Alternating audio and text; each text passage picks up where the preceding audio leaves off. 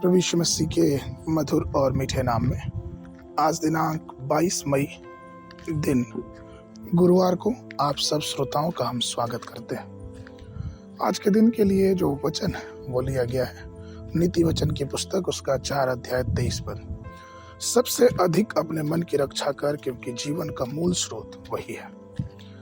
प्रियो, वर्षों पहले एक घटना बताई जाती है कि संयुक्त राज्य अमेरिका में जो गोरे लोग थे और वहाँ के जो मूल निवासी थे, उन दोनों में एक सामाजिक मतभेद हुआ और लड़ाई हो गया।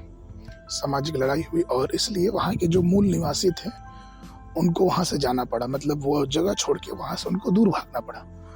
जब वो दूर भागे तो उनके पास ये श्वेत लोग वहाँ के घरों में, उनके कॉलोनी में जाके और देखने लगे तो उन्हें एक बड़ा संदूक मिला। और ये जो अमेरिका के मूल निवासी थे जो वहाँ से भागे थे, उन्होंने उस बड़े से संदूक में अपना सोना, चांदी और अपने बहुमूल्य जो चीज़ें थी उसमें बंद करके रखा था।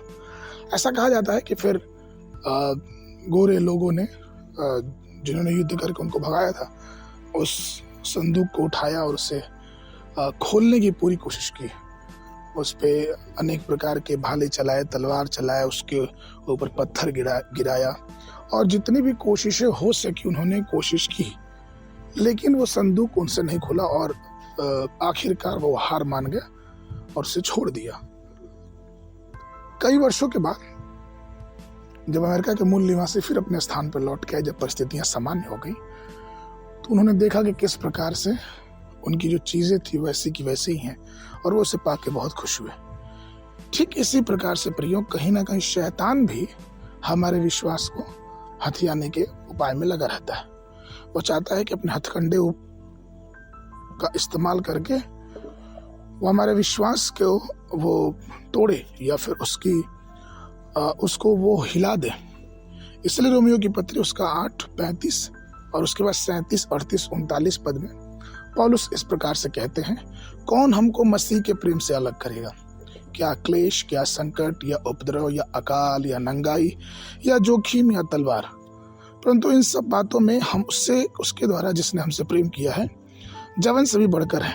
क्योंकि मैं निश्चय जानता हूँ कि न मृत्यु, न जीवन, न स्वर्गदूत, न प्रधानताएं, न वर्तमान, न भविष्य, न सामर्थ्य, न ऊंचाई, न गहराई और न कोई और सृष्टि हमें परमेश्वर के प्रेम से जो हमारे प्रभु मसीह यीशु में है अलग कर सकेगी।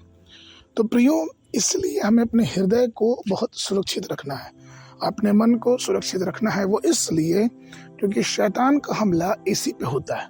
और अगर हमने अपने मसीह के वचन से अपने मन को सुरक्षित रखा तो हम ये देखेंगे और ये पाएंगे कि किस प्रकार परमेश्वर की आशीषें हमारे जीवनों में भरपूरी से हो रही है। आगे के वर्णन के लिए याकूब की पत्री उसका 1 अध्याय 12 पद। धन्य है वह मनुष्य जो परीक्षा में स्थिर रहता है, क्योंकि वह खरा निकलकर जीवन का वो मुकुट पाएगा जिसकी प्रतिज्ञा प्रभु ने अपने प्रेम करने वालों को दी है। बाइबल अध्ययन के लिए सुबह के समय पहला इतिहास 16, 17, 18 अध्याय, संध्या के समय यूहन्ना उसका 7 अध्याय 28 पद से लेकर 53 पद तक। परमेश्वर आप सबको आशीष देवे।